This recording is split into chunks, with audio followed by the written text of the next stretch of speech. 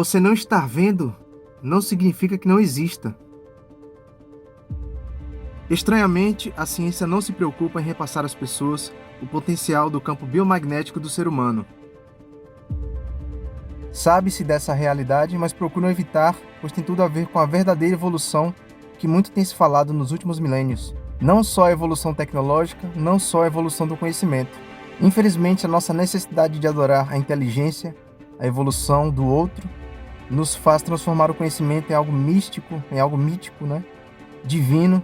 E isso é algo perigoso, já que tiramos de nós mesmos a nossa responsabilidade por nossa evolução. Passamos a colocar essa responsabilidade em cima de outra pessoa, em cima de algo. É uma necessidade da psique humana tirar o peso das nossas costas e colocar nas costas de outras pessoas.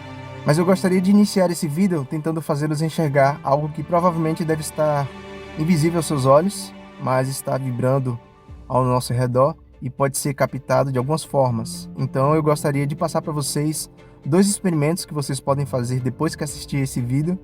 O primeiro é o experimento do infravermelho. Você vai pegar um controle remoto que você tem aí na sua sala, qualquer um. Você vai apontar para os seus olhos e vai apertar, e você vai tentar enxergar alguma luz. Você vai apertar e provavelmente, se você não tiver os olhos treinados, você não vai ver nada, Eu tô aqui, então você não vai ver nada. Depois você vai ligar a câmera do seu celular, ok? Vai apontar essa parte onde passa o infravermelho, certo? Do controle, e vai apontar para a câmera. E você vai apertar e olha só o que vai acontecer. O infravermelho vai se tornar visível, praticamente uma lanterna aí na sua frente, certo? Os olhos não conseguem captar, mas a câmera do celular consegue. O outro experimento que eu vou passar para vocês é do teste eletrostático. Vocês vão pegar aí aquele plástico que é usado para encadernar xerox e impressões, de folha A4. Aí, normalmente eles usam aquelas capas transparentes e no fundo aquela capa preta. Então vocês podem pegar esses 2 materiais, a capa preta e a capa transparente, colocar um em cima do outro e esfregar, com bastante velocidade, no escuro total, tá? Se você não tiver essa capa transparente, talvez um saco plástico de supermercado pode ajudar também. Mas você vai tentar esfregar, com bastante força e velocidade no escuro total. Com o tempo, com o exercício, ele vai soltando uma luminosidade verde e algumas faíscas também. O que acontece no caso do controle remoto é que o infravermelho ele está abaixo no espectro de luz visível aos olhos, por isso ele é invisível. E no caso do ultravioleta, por exemplo, ele está acima do espectro de luz visível aos olhos, tornando-se assim também invisível ao nosso aparelho ocular. Nesse vídeo que vocês estão vendo agora, o cara está usando uma câmera que detecta os raios UV. Então você vai ver aí ressaltado algumas coisas que a olho nu seria impossível de enxergar. O horizonte, por exemplo, como vocês estão vendo, ele está bloqueado porque as partículas suspensas no ar estão refletindo na direção dele, estão refletindo esses raios UV do Sol. Como vocês podem ver aí nesse gráfico, o espectro de luz visível aos olhos é muito pequeno comparado a todo o espectro identificado até hoje. Pode ser que existam muitas outras frequências que ainda não foram identificadas por nossa tecnologia atual. O corpo humano é uma máquina avançadíssima que tem potencial para identificar padrões que a ciência não consegue identificar ainda. O aparelho ocular, por exemplo, é uma peça muito desenvolvida e faz muito mais do que se conhece. Esses caras de jaleco afirmam que os olhos dos seres humanos só podem enxergar o que está no espectro visível. Porém, há muitas pessoas que têm a visão treinada e conseguem enxergar muito além, ver frequências que inclusive a ciência ainda não identificou. Na verdade, quase todas as pessoas no mundo conseguem enxergar outras frequências, porém não estão focadas o suficiente para saber identificar. No interior do nosso globo ocular, bem nas últimas camadas de ligação com o nervo óptico, existem alguns bastonetes que podem ser treinados e assim facilitar a gente enxergar essas outras frequências. É o exercício do pôr do sol ou do nascer do sol, tanto faz. No pôr do sol, você vai ficar 9 minutos antes do sol descer totalmente no horizonte. Tem que ser só nesse período, não pode ser com o sol muito acima, ele pode irritar seus olhos. Então você vai pegar os últimos 9 minutos do sol e vai olhar para ele sem tirar os olhos dele, tá? Não vai irritar, vai dar uma sensação muito legal, inclusive, tanto faz no pôr do sol ou no nascer do sol. No caso do nascer do sol, os primeiros 9 minutos, Esse exercício ajuda também a ativar a hipófise e também a pineal, ajudando a melhorar um pouco a percepção. Existe uma pequena membrana dos nossos olhos que não nos permite enxergar além, porém com os treinamentos, com os exercícios, a gente vai conseguindo tirar essa barreira. Um fato interessante é que a tendência evolutiva das pupilas é verticalizar. Sabemos que os gatos, eles enxergam muito bem em qualquer ambiente, e as pupilas verticalizadas conseguem se contrair 300 vezes, a musculatura das pupilas. A nossa, do ser humano, só tem 15 vezes, então a dos gatos é muito mais evoluída. Existe uma alimentação específica para se alcançar o desenvolvimento das pupilas, e esse alimento vai muito de acordo com o padrão genético que você tem na pupila, Tem uns tratamentos específicos para isso, a gente consegue identificar através de fotografias, vai ter um padrão específico lá, e tem alguns profissionais que eu conheço também que podem fazer isso. Se vocês tiverem interesse, é só mandar um recado aí que a gente encaminha para essas pessoas. Esse vídeo que vocês estão vendo agora é de uma técnica que esse cara criou para poder ver algumas coisas que estão no ar, mas são invisíveis a olho nu. Ele joga um feixe de luz lá naquele espelho que ele colocou no canto, e esse feixe de luz retorna diretamente para a câmera.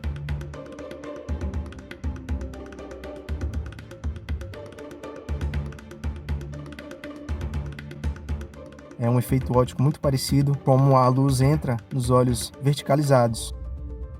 Ok, essa primeira parte tinha a ver com a parte visual. Agora eu queria passar para a parte física, química e eletromagnética.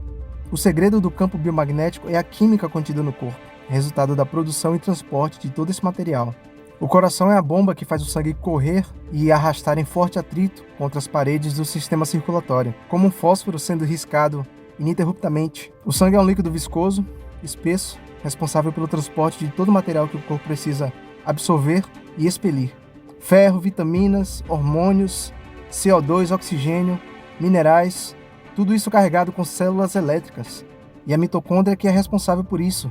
Ela produz o ATP, que gera a carga elétrica. O ATP, inclusive, é o que é responsável por gerar a luminosidade nos seres vivos. É ele que permite o vagalume se iluminar daquele jeito. Então temos isso sendo gerado o tempo inteiro no nosso corpo. Imagine só o potencial que nós temos. Uma das formas de potencializar a nossa energia, e fazemos isso 24 horas por dia, é usar a emoção. Na verdade, somos presos às nossas emoções, já que são sensações geradas pela liberação de hormônios. Mas o que importa realmente para potencializar a nossa energia são as emoções, qualquer emoção. Qualquer emoção que você gere, há uma grande quantidade de hormônios se espalhando pelo corpo inteiro. E isso cria um pulso de energia que se propaga na frequência do ar. Então, teoricamente, qualquer sentimento que você gere, alegria, prazer, tristeza, raiva, pode servir de artifício para você desenvolver a sua energia, Mas fazendo isso de forma consciente, concentrada, Você com você mesmo dentro de si. Você não vai sair na rua e jogar sua raiva nos outros achando que vai desenvolver sua energia, Então você vai aprender a canalizar seus sentimentos para você gerar esse pulso, essa liberação de hormônio para poder desenvolver sua energia. Só uma pequena dica para vocês: a maior frequência que nós temos disponível para o nosso desenvolvimento e para o nosso bem-estar também é a alegria. Então, seja alegre o máximo que puder. Em 1820, Hans Christian Ørsted concluiu e comprovou que correntes elétricas geram campos eletromagnéticos. No nosso corpo temos, dentre outros, dois grandes geradores de energia. Um é o sistema circulatório, que cria o campo eletromagnético, e o outro são as glândulas, que criam o campo magnético. Há pessoas com a visão desenvolvida que conseguem ver esses campos, e há outras que conseguem sentir, ou então ver e sentir também. Num ímã, independente do tamanho, sempre vai haver dois polos, o polo norte e o polo sul. Tanto se você pegar um ímã grande ou um pequeno, ou se você pegar esse ímã grande e cortar em vários pedaços, cada pedaço desse vai haver dois polos. E é muito interessante o campo magnético do ímã, que pode ser visto aí em dois experimentos muito legais que você pode encontrar na internet. Um é do cara aí que transformou o campo magnético em forma visível através de luz, e o outro é um experimento em que o cara usa limalhas de ferro, que é o ferro granulado, é o ferro ralado, e ele coloca um ímã perto desse material. O material toma a forma do campo magnético.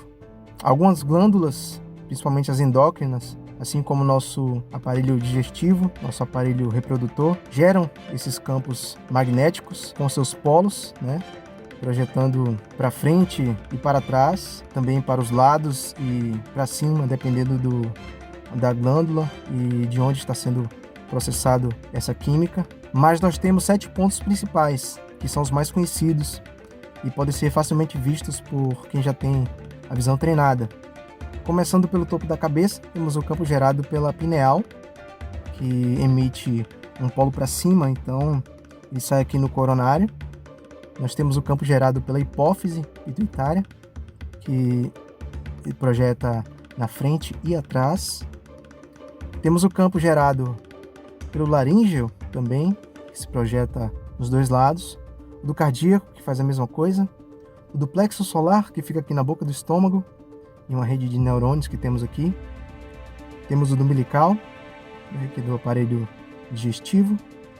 E temos o do básico, do nosso aparelho reprodutor. Um detalhe interessante é que nós temos um movimento de energia constante na frente do nosso corpo. Isso tem a ver com a circulação do sangue nas veias e artérias.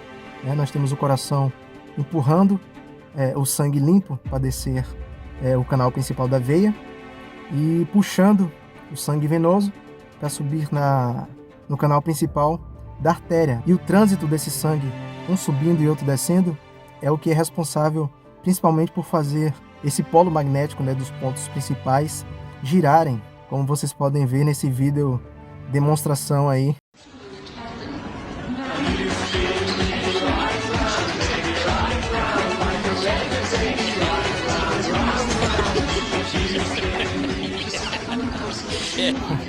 Foi um meme que eu vi há um tempo atrás e me lembrou essa situação. Então, juntando tudo isso, todo esse processo químico gerando campos magnéticos, eletromagnéticos, todo esse movimento do sangue no nosso sistema circulatório, levando inclusive os hormônios responsáveis pela emoção.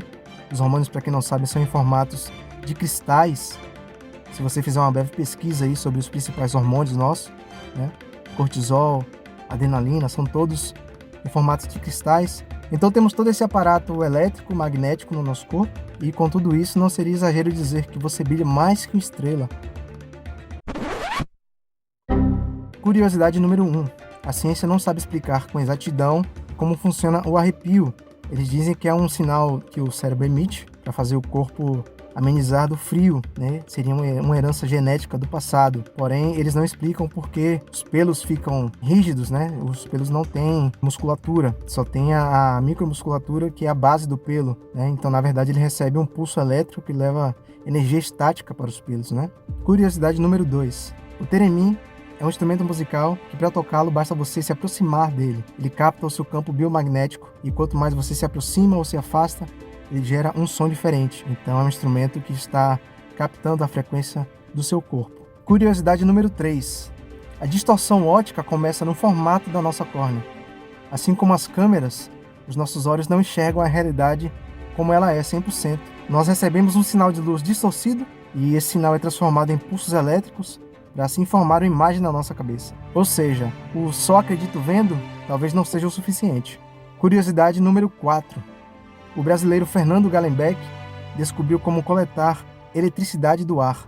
Então imagina você, um ser elétrico, emanando pulsos eletromagnéticos com suas emoções num ambiente totalmente elétrico. Imagine então aonde isso pode te levar. Curiosidade 5. Toda energia e campo magnético tem seu início e fim, seu ponto inicial e seus periféricos. Existem várias frequências nesse início e fim, ou seja, você é um ser multivibracional. Última curiosidade. Um experimento feito pelo Dr. Sam Parnia, da Universidade de Nova York, e exibida na CBS ao vivo, um canal americano, coletou evidências de que algumas pessoas, mesmo depois de terem sido declaradas mortas, quando o coração para, os pulmões param e o cérebro desliga, Assim é dado oficialmente a morte de uma pessoa. Mesmo depois disso, a consciência delas permaneceu ativa por um longo período, inclusive algumas horas depois. E quando eles conseguiram ressuscitar essas pessoas, elas relataram terem percebido tudo o que acontecia ao redor ali do ambiente de trabalho desses caras. Então é uma evidência de que alguma coisa mantém a consciência ativa, mesmo depois do corpo ter sido desligado. Então é isso. Eu espero não ter confundido a cabeça de vocês. Espero ter esclarecido um pouco para que vocês percebam como funciona essa máquina, né? E como ela gera esses campos elétricos e como nós somos luminosos, porém ainda não podemos ver, né? Porque não estamos treinados. Mas com esses exercícios que eu passei e com mais alguns outros que eu posso passar mais à frente, com certeza a gente vai poder desbloquear essas habilidades e conseguir enxergar a verdade nua e crua como ela é e deve ser, ok? Muito obrigado mais uma vez pela presença, um grande abraço e espero vocês no próximo vídeo. Valeu!